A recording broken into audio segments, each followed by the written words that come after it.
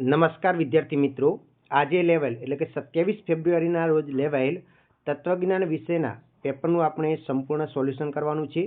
તો આપણે જે આઈએમપી આપ્યું હતું એમાંથી જ બેઠે બેઠું આવેલું છે, અને જે આપણે હેતુલક્ષી પ્રશ્નોનો લાઈવ વિડીયો રાખ્યો હતો એની અંદરથી જોવા જઈએ તો લગભગ જોવા જઈએ તો 17 માર્ક્સના એમસીક્યુ પૂછાઈ ગયા છે, અને ટૂંકા પ્રશ્નોની વાત કરીએ તો 6 માર્ક્સના ટૂંકા પ્રશ્નો બેઠે બેઠા એમાંથી આવી ગયા છે. આપણે જે 20 મિનિટનું લાઈવ સેશન રાખ્યું હતું એમાંથી જ પૂછાયું છે. હવે મનોવિજ્ઞાનની અંદર ફરીથી આપણે લાઈવ આવીશું. હવે જોવા જઈએ તો સેક્શન એ થી શરૂઆત કરીએ. તત્વજ્ઞાન અઘરો વિષય નથી. તો આ વિધાન કેવું છે? તો આ વિધાન કેવું છે? સંયુક્ત વિધાન છે. નીચેનામાંથી એક મુખી કારક કયો છે? તો શર્ત નિષેધ છે એ એક મુખી કારક છે, ઓપ્શન નંબર સી. પછી સત્ય આધાર વિધાન અને અસત્ય ફલિત વિધાનવાળી દલીલ કેવા પ્રકારની હોય છે? તો અપ્રમાણભૂત દલીલ હોય છે. એના પછી દલીલમાં આધાર વિધાનોની સંખ્યા કેટલી હોય છે? તો એક કે તેથી વધુ હોય છે. વિધિવાચક દીધાનુમાનના રૂપમાં સત્યતા કોષ્ટકમાં કેટલી હરોળ આવે છે? તો કે 16 હરોળ આવે છે. પછી રૂપલક્ષી સાબિતીમાં 83 લીટીની આગળ લખવામાં આવતો પી શેનો નિર્દેશ કરે છે? તો એ આધાર વિધાનનો નિર્દેશ કરે છે. સંવિધાનમાં પ્રત્યેક પદનો ઉપયોગ કેટલી વાર થાય છે? તો પ્રત્યેક પદનો ઉપયોગ 2 વાર થાય છે. હા, હ, ન ભેદમાં સાધ્ય વિધાન કયું છે? તો હા છે.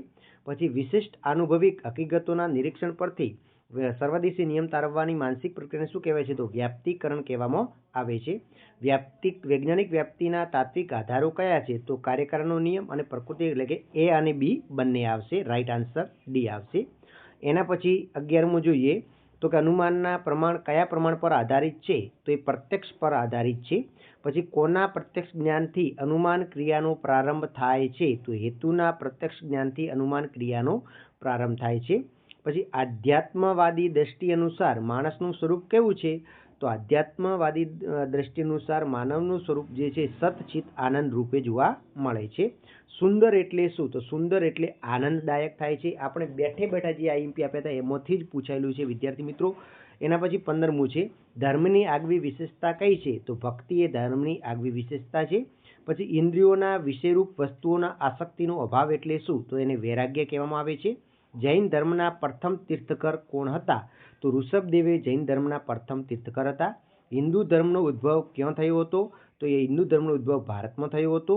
એના પછી યોગશાસ્ત્રની શાસ્ત્રીય રચના કોણે કરી હતી? તો મહર્ષિ પતંજલિએ કરી હતી. અને સાત્વિક આહારથી ચિત્ત કેવું બને છે? તો સાત્વિક આહારથી ચિત્ત સંતુલિત બને છે. તો 20માંથી વિચાર કરો કે 17 માર્ક્સના એમસીક્યુ આપણે જે જવાબ સાથે આપેલા એમાંથી જ પૂછેલા છે, તો સારી વસ્તુ કહેવાય. તમારે કેટલા આવ્યા છે એમસીક્યુની અંદર એ પણ તમે કમેન્ટ કરીને જણાવો. એના પછી સેક્શન બીની વાત કરીએ તો કે જો તો શબ્દ જૂથ માટે કયું પ્રતીક આવે? જો તો માટે શરતી આવે છે.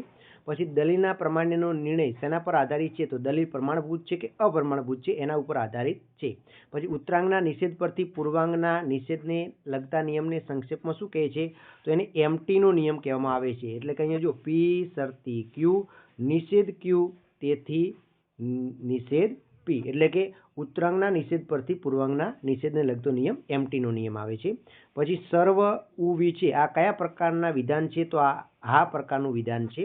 પછી પ્રકૃતિમાં સરખા સંયોગો હાજર હોય તો પરિણામ પણ કેવું મળે? તો પરિણામ પણ સરખું જ મળે છે. પછી ભારતીય દર્શનશાસ્ત્રમાં શેના અંગે વિચારણા થાય છે? તો જ્ઞાન અંગે વિચારણા થાય છે. પછી સમુદ્રનું પાણી ખારું છે એ કયા પ્રકારનું વિધાન છે? તો એ હકીકતલક્ષી વિધાન છે. કયું છે? હકીકતલક્ષી વિધાન. પછી માનવ ધર્મ પુસ્તકના રચયિતા રવિન્દ્રનાથ ટાગોર કોણ છે? રવિન્દ્રનાથ ટાગોર આવશે. એના પછી બૌદ્ધ ધર્મની સ્થાપક કોણે કરી હતી? તો ગૌતમ બુદ્ધે કરી હતી. કોણે કરી હતી? ગૌતમ બુદ્ધે. યોગ કયા પ્રકારની જીવનશૈલીને પડકારે છે? તો સંઘર્ષપૂર્ણ અને તણાવયુક્ત જીવનશૈલીને પડકારે છે. એના પછી સેક્શન સીની વાત કરીએ તો શરતીનું સત્યતા કોષ્ટક રચવાનું છે. એના પછી શરતી વિધાનનું લક્ષણ જણાવવાનું છે. આજે દ્રષ્ટિહીન વિદ્યાર્થીઓને જવાબ આપવાનો હતો. સામાન્ય વિદ્યાર્થીઓ માટે 31મો એ હતું. એના પછી નીચે આપણે ફક્ત સામાન્ય વિદ્યાર્થીઓ માટે જ છે, જ્યારે દ્રષ્ટિહીન વિદ્યાર્થીઓ માટેનો પ્રશ્ન આ નથી. બરાબર, તો આ સામાન્ય વિદ્યાર્થીઓ માટે આ હતું કે ભાઈ અહીંયા તમારે વિધાનનો પ્રકાર પ્રત્યેક જટિલ પ્રાતિક રજૂઆત કરી અને કૌંસ ઉમેરો કરવાનો છે. તો અહીંયા તમારે સમુચ્ચય બનવાનું છે. તો અહીંયા આપણે આવી જાય ક્યુ, બરાબર, અહીંયા ક્યુ પછી સમુચ્ચય આર વિકલ્પન એસ. તો આ તમારો સમુચ્ચય બની જાય. આની અંદર વિકલ્પન બનાવવાનો છે. તો વિકલ્પન માટે અહીંયા તમે આવી રીતે કૌંસ ઉમેરો તો એકદમ ઇઝી હતું, આવડી ગયું હશે. એના પછી દલીલની પ્રમાણભૂત ખાલી જગ્યા અહીંયા પૂરવાની હતી. તો અહીંયા જુઓ કે ભાઈ શું થયું છે તો અહીંયા શરતી છે કે દલીલ પ્રમાણભૂત ખાલી જગ્યા પર દલીલ માટેના પ્રમાણભૂત રૂપનું સ્થાનાપતિ નિર્દેશન હોય તે જણાવવાનું છે. તો અહીંયા શું કરવાનું છે તો કે ઉત્તરાંગના નિષેધ પર પૂર્વાંગના ઉત્તરાંગનો સ્વીકાર થયો છે પૂર્વાંગના નિષેધ પરથી, બરાબર. તો આ કયો નિયમ લાગુ પડે એ તમારે અહીંયા લખવાનું હતું. એના પછી સોપાધિક સંવિધાનને લગતા નિયમનું રૂપ અને સંક્ષેપમાં નામ લખો. સોપાધિક સંવિધાનને લગતો નિયમ કયો છે? બરાબર, HS નો નિયમ છે, એનું રૂપ લખવાનું છે, સંક્ષેપમાં નામ લખવાનું હતું. સંવિધાનના ફલિત વિધાનના કયા પદોનો સમાવેશ થાય છે એ લખવાનું હતું. પછી અહીંયા જોવા જઈએ આકૃતિ અને એનો ભેદ ઓળખવાનું હતું. પછી 37મો જેસ મિલે આલ્ફ્રેડ બિન સાદી ગણનામૂલક વ્યાપ્તિ, ન્યાય દર્શન અનુસાર પ્રમાણો કેટલા છે, કયા કયા, સામાજિક મૂલ્યના ઉદાહરણ આપો, અનુત્પાદક મૂલ્યના ઉદાહરણ આપો, વિનોબા ભાવે ધર્મ અને વિજ્ઞાન અંગે સમીકરણ લખો, જગતના તમામ ધર્મોના નામ કયા સુવર્ણ નિયમ તરીકે ઓળખાય છે, કર્મનો નિયમનો અર્થ છે, 5 યમના નામ જણાવવાના છે. સેક્શન ડી ની વાત કરીએ તો અહીંયા સત્યતા કોષ્ટક રચવાનું તમારે પૂછેલું છે. એના પછી જોવા જઈએ તો સત્યતા કોષ્ટકની રીતનો ઉપયોગ કરી અને દલીલનું પ્રામાણ્ય નક્કી કરવાનું હતું. એના પછી નેક્સ્ટ જોઈએ તો અહીંયા તમારે જે દાખલો છે એ સાબિતીવાળો છે.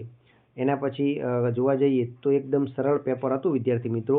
તમારે આપણે જે IMP આપ્યા હતા એમાંથી જ બેઠે બેઠા આવેલા છે.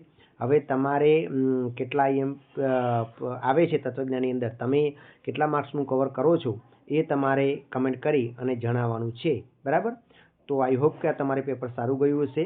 તો ફટાફટ વિદ્યાર્થી મિત્રો તમે કમેન્ટ કરો અને તમારે કેટલા માર્ક્સ આવે છે 100માંથી એ જણાવો, જેથી કરી આપણને ખ્યાલ આવે. ફરી હવે આપણે નેક્સ્ટ પેપરની તૈયારી કરવા